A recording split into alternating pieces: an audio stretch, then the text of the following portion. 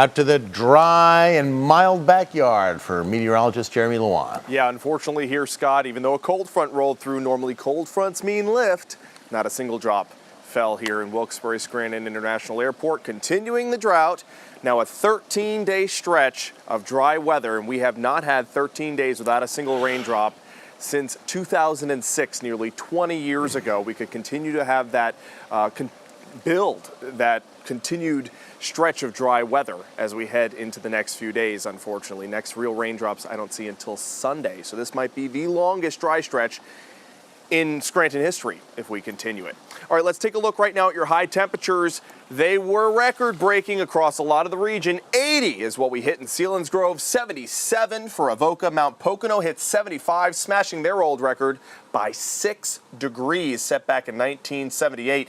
Selinsgrove smashed the record by 4 degrees. Avoca tied the record high temperature, and that 77 degrees, to put it into context, is 22 degrees warmer than where we average top out this time of year. Normally we top out around 55.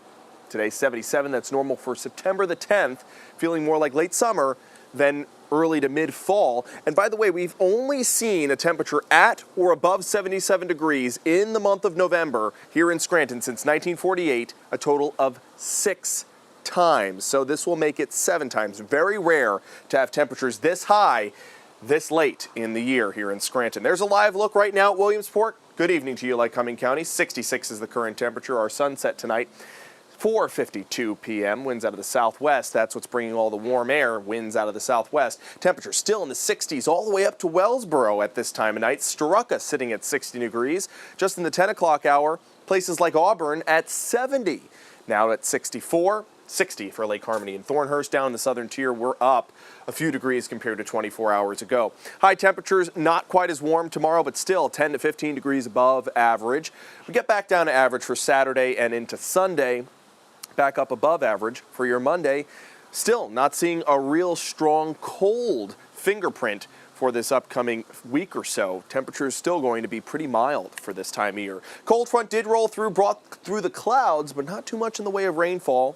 The only place across the region that actually picked up measurable rainfall was Williamsport at just 0.03 of an inch of rain. You'll notice that really strong surge of warm air out of the south as this low pressure system kind of funnels it upward. But now that the cold front rolled through, temperatures will take a tumble 10 degrees to about the 60s, still above average for this time of year though.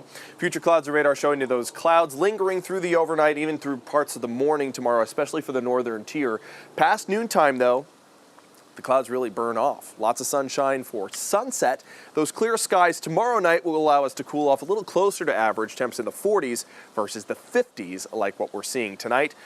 And then once we get towards your Friday, maybe some cloud cover throughout the evening hours. Overnight tonight, 57, and to put that into context, normally we bottom out around 37 this time of year. So we're 20 degrees above the average low temperature. An isolated sprinkle possible across the region. If anything, just mostly cloudy skies. And down towards the Caribbean, Hurricane Rafael, now a Category 2 hurricane. It made landfall in western Cuba as a Category 3, a major hurricane at the 10 o'clock hour.